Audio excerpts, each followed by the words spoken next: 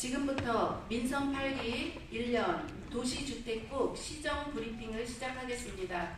박경우 도시주택국장께서 기자회견문을 발표하시겠습니다. 존경하는 성남 시민 여러분, 그리고 언론인 여러분, 반갑습니다. 성남시 도시주택국장 박경우입니다.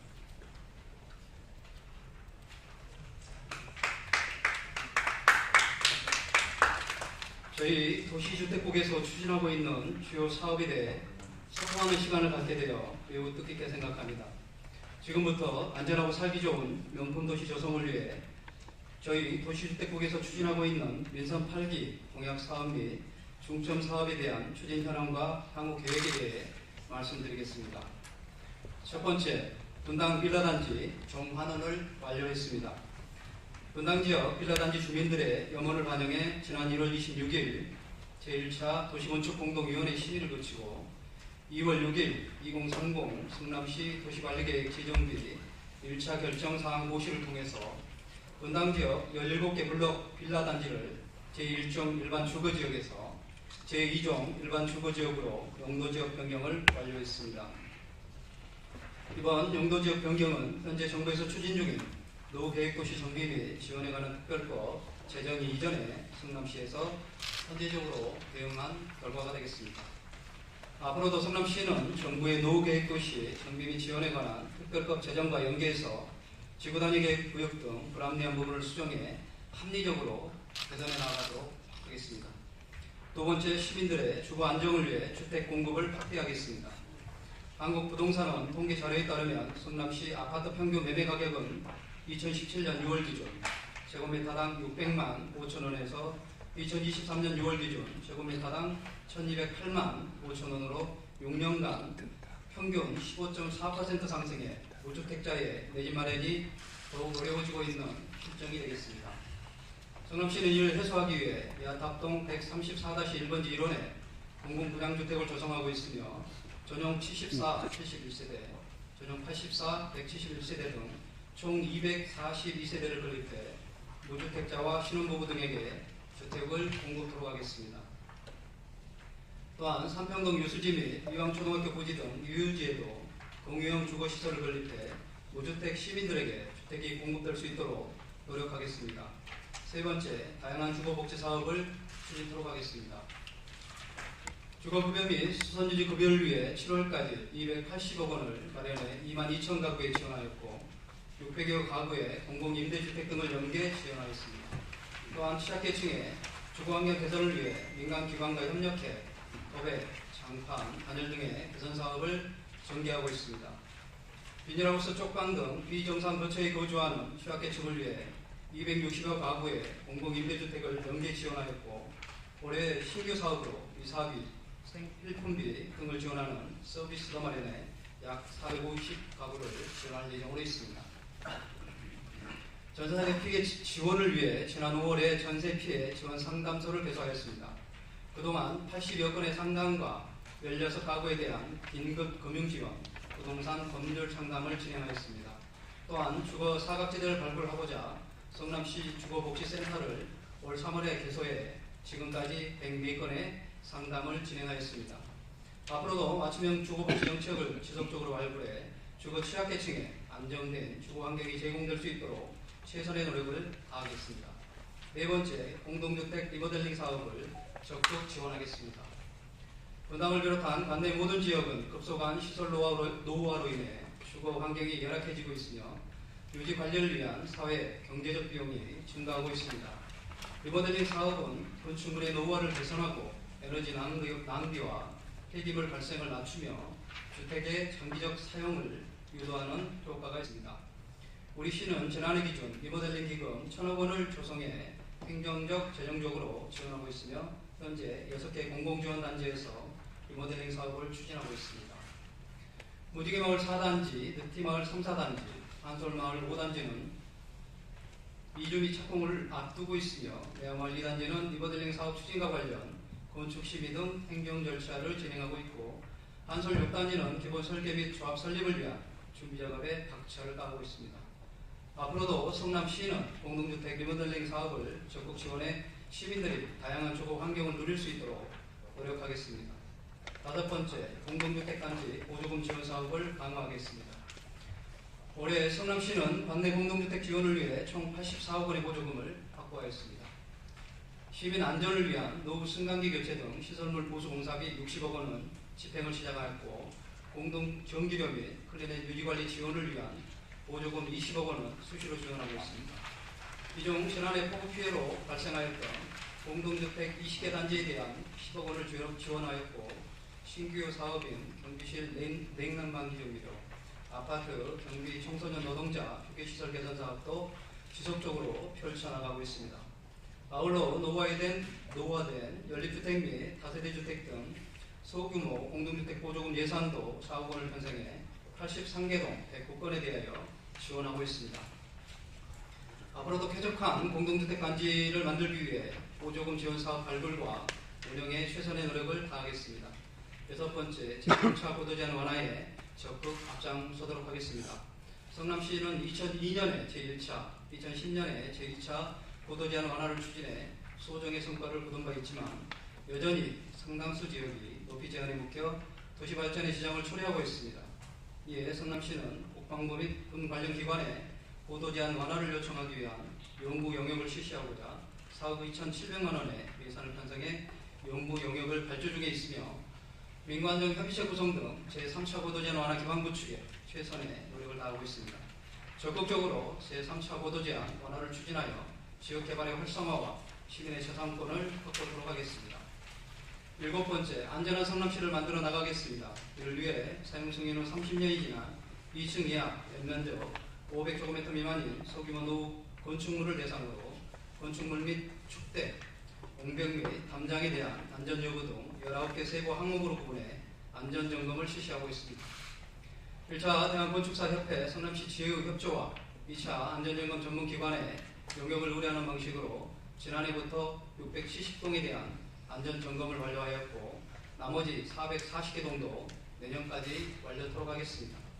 또한 대형 건축 공사장의 안전사고 예방을 위해 한국건설안전협회와 업무협약을 체결해 매년 상하반기에 걸쳐 안전점검 중에 있으며, 안전사고 발생 위험이 불가한 해빙기와 우기에는 시급성을 고려해 담당 공무원이 직접 현장을 점검하고 있습니다. 올해 상반기 58개소, 우기철 58개소, 해빙기 79개소에 대한 안전점검을 실시하여 총 200여 건에 달하는 지적사항을 조치 완료하였습니다. 앞으로도 노후 건축물에 대한 대형 건축 공사장에 대한 안전점검을 지속적으로 실시하여 안전한 성남 만들기에 총력을 기울이도록 하겠습니다. 존경하는 성남 시민 여러분, 그리고 언론인 여러분, 1970년대 서울 청계천에서 이주를 시작한 성남시가 오늘날 4차 산업을 선도하는 첨단과 혁신의 아이콘이 되었습니다. 2023년 현재 전국에서 6번째로 큰 지자체이자 생활과 산업의 조화를 이룬 대표적인 성남시가 되었습니다. 이는 모두 시정에 적극 참여해 주신 시민 여러분의 노고 때문이라고 생각하고 있습니다. 앞으로도 저희 도시주택국에서는 모든 시민이 안심할 수 있는 안전한 도시 환경 조성, 그리고 주거 취약계층에 대한 적극적인 지원을 통해 사회적 갈등을 줄이고 시민 화합을 이루어 나가는 데 보탬이 될 수 있도록 노력하겠습니다. 감사합니다.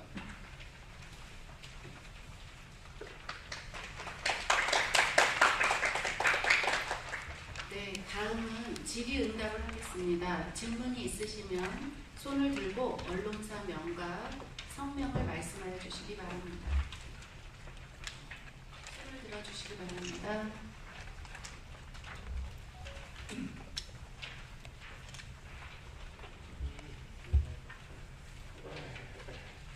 다음 뉴스의 이상현 기자입니다.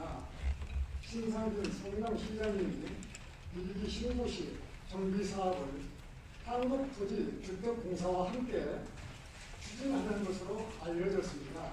특히 지난해 기반시설 확충 및 일종 주택 건설 사업계획도 밝힌 만큼 현재는 구체적이고 가시적인 내용이 구축됐을 거라 생각하는데요. 정비사업은 어느 정도 진행되는지 설명 부탁드립니다. 네, 질문 감사합니다. 일단은 조사 추진은 원래 이제 재개발 건축 추진단에서 담당을 하고 있는데요. 저희가 아는 범위에서 간단하게 말씀을 좀 드리겠습니다. 지금 이제 정비 사업을 저희가 이제 그 2030 재정비 정비 기본 계획을 수립을 해서 내년 5월까지 정비 기본 계획을 수립을 이제 마무리하도록 지금 용역이 진행 중에 있는 걸로 알고 있습니다. 알고 있는데요. 다들 잘 아시겠지만 그 용역의 내용을 담아야 될 것들은 정부의 유기 신도시 특별법에 대한 내용들이 좀 일부 내용이 담겨져야 됩니다. 그래서 그 특별법에 대한 어떤 내용들이 담아진 상태에서 기존의 2030에 대한 어떤 정비 계획을 재정비까지 포함하는 어떤 내용이 최종적으로 담아져서 이제 그렇게 된다면 이제 내년 5월까지 준공이라고 용역을 예정을 하고 있기 때문에 금년 말에 정도 이렇게 좀 돼야, 그러니까 법이 국가에서 만들어지고 나름대로 그래야, 그리고 또 국가의 가이드라인이 또 꼭 확정이 돼야 나름대로 우리 재개발 재건축 추진단에서 용역을 내년 5월까지 마무리하는 걸로 그렇게 알고 있습니다. 자세한 거는 또 우리 재개발 재건축 추진단이 또 브리핑을 하기 때문에 그때 또 확인하실 수 있을 거라고 그렇게 생각합니다. 예. 네, 다음 질문을 받겠습니다. 질문하실 분은 손을 들어주시기 바랍니다. 없으신가요?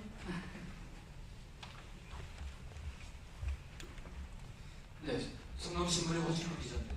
그 노계획도시 그 특별법이 나오기 이전에 사실 그 리모델링이 진행이 되지 않았습니까? 예. 제가 궁금한 것은 이 특별법이 나오면서 기존의 그 리모델링으로 추진을 하려다가 용적률 또 뭐 여러 가지 인센티브를 준다고 그러니까 이번에 좀 기다려보자 하는 그 단지가 혹시 있다고 하면 좀 얘기 좀 해주시죠. 네. 잘 아시겠습니다만 저희 성남시 관내에 7개 리모델링 단지가 공공 지원을 통해서 그동안 계속 진행을 해왔습니다. 해와서 방금 말씀드렸습니다만 국가에서 지속적으로 추진하고 있는 여기 이제 시도시 특별법이 제정이 될 예정이다 보니까 일부 이제 외화 1단지 같은 경우 어쩌면 기존에 잘 진행되다가 그리고 조금 지금 확정 어떤 그 부담금에 대한 어떤 내용들 때문에 그리고 조금 고려 플러스 어떤 중간 정도의 형태가 이렇게 진행되고 있는 것 같은데요. 넷에 아까도 말씀드렸습니다만 넷에 3, 4단지랑 무지개 4단지는 지금 2주를 곧 시작을 하고 있거든요. 그리고 또 일부 추진하고 있는 거는 또 속도감 있게 이렇게 추진하고 있는 단지들도 좀 많습니다. 저희 도시대국 입장으로 본다면 이제 그런 쪽으로 생각할 수 있지 않겠냐라는 생각을 좀 해봅니다. 모든 신도시가 뭐 저희 뭐 분당만 그런 게 아니고 우리 3번이나 이런 데도 보면 리모델링을 같이 추진을 하고 있거든요. 그 이유는 모든 사업을 재건축으로 이렇게 일방적으로 가는 것도 좋겠지만 나름대로 중간중간에 리모델링을 통해서 재건축이 뭐 평균 한 10년 정도 돼야 입주가 된다고 하면 리모델링이 중간 단계에서 이렇게 입주가 돼서 리모델링은 어쩌면 지금 착공이 되면 한 3, 4년 만에 입주가 가능하지 않습니까? 그러면 중간 단계에서 입주가 될 수 있다면 하나의 리모델링 단지가 2주 잠재 역할을 할 수 있지 않겠냐라는 생각을 하고 있습니다. 그런 차원에서 성남시가 리모델링 공공 지원에 대해서 적극적으로 추진을 하고 있고요. 앞으로도 주민들 의사가 중요하겠지만 하시겠다고 하는 단지에 대해서는 아까 저희가 작년 말 기준으로 1000여 개 예산을 확보한 만큼 적극적으로 지원될 수 있도록 노력을 하겠습니다. 네, 다음 질문하시는 분 있으십니까?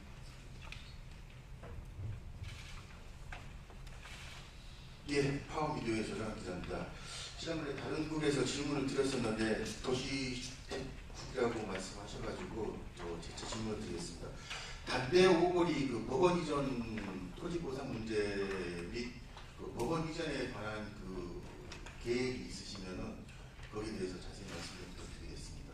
네, 이미 잘 알고 계시겠지만 이미 MOU가 이미 체결돼서 보건검찰청은 이미 이전하는 걸로 확정이 됐고요. 확정이 됐고, 단 이제 토지를 저희가 회계 부서에서 토지를 이제 3,500 정도로 알고 있습니다만은 매입을 해서 구미동 이제 법원청사 부지하고 저희가 이제 맞교환을 하도록 그렇게 돼 있습니다. 그래서 그 작업을 지금 회계 부서에서 하고 있는 걸로 알고 있고요.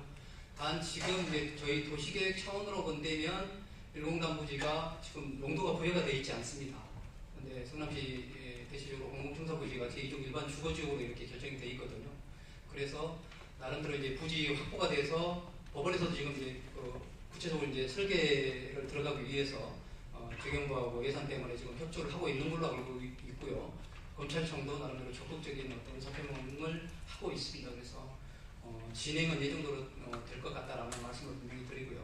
단 저희는 행정적인 절차에 있어서 그 법원 청사의 용도가 부여되지 않는 부분에 대해서는 제2종 일반 주거지역으로 용도를 좀 부여를 하고 그 위쪽에 이제 기숙사 부지도 있거든요. 그래서 그거는 용도 어떤 부여에 대해서는 저희 도시과에서 적극적으로 추진해서 어떤 MOU가 체결이 되고 원도심이 공동화되지 않도록 저희 도시과의 도시주택국에서는 적극적인 행정 지원을 하도록 그렇게 하고 있습니다. 예. 학교 안에 현 법원 부지도 포함되는 거죠? 구미동 플러스 현 부지. 아닙니다. 현 부지는 아니에요. 감정가가 저희가 이렇게 해보면 지금 일공단 부지하고 지금 구미동 부지가 상당히 구미동이 당연히 분당이다 보니까 공시가격이 상당히 좀 거의 비슷비슷합니다.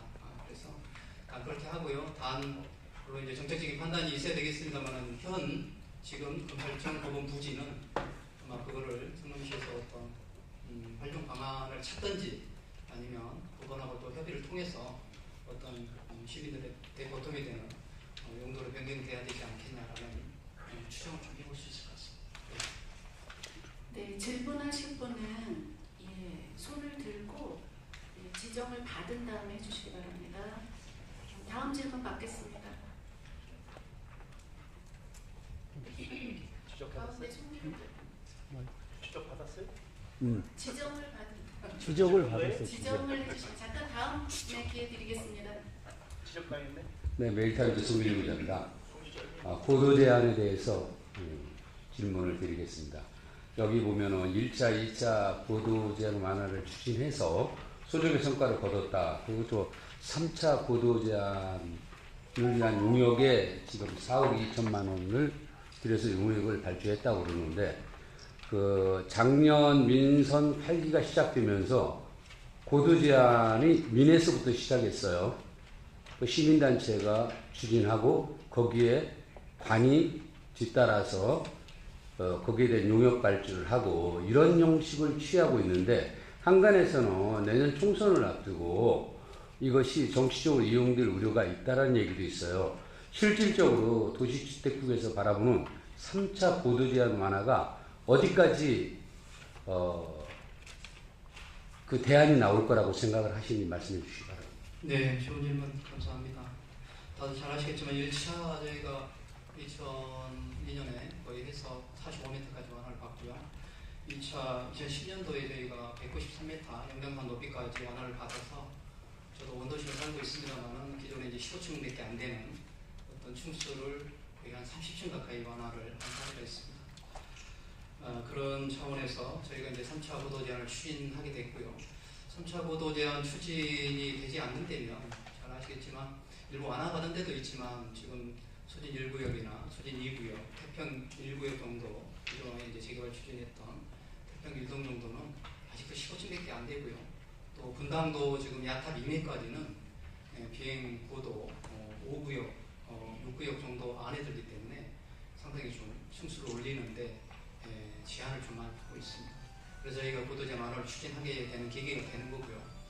분당에 대한 어떤 일개 신도시 특별법이 만들어진다 하더라도 보도 제한이 풀리지 않으면 상당히 야탑이나 이면은 지약상을 받을 수밖에 없고 원도심도 마찬가지입니다. 그래서 적극적인 보도 제한이 필요하다라고 저희는 생각을 하고 있고요.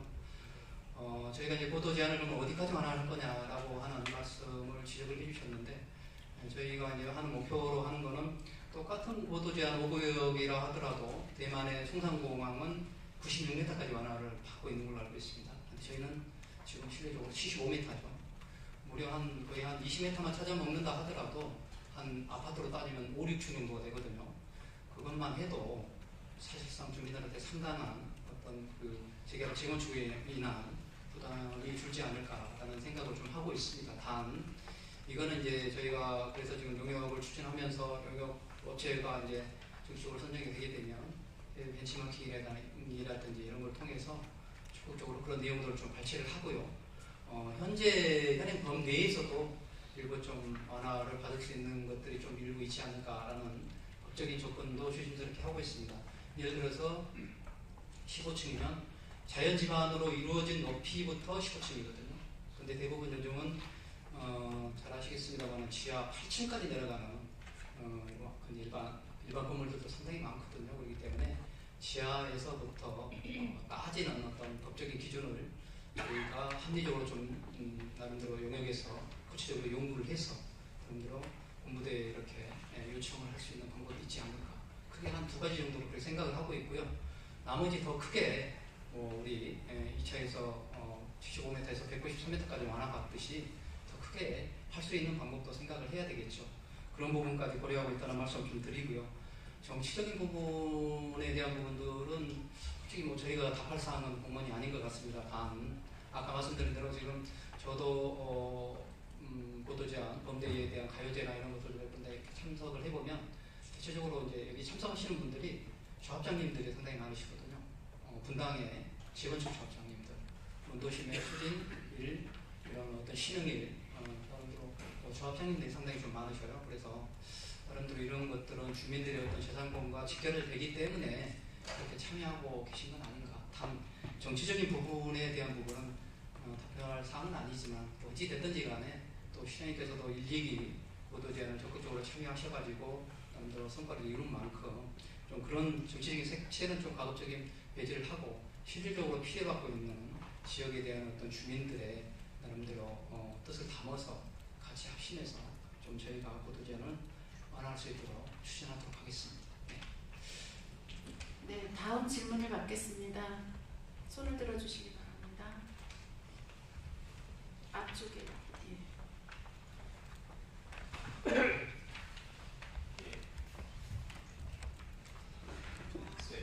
성남경제신문의 홍명기 기자입니다.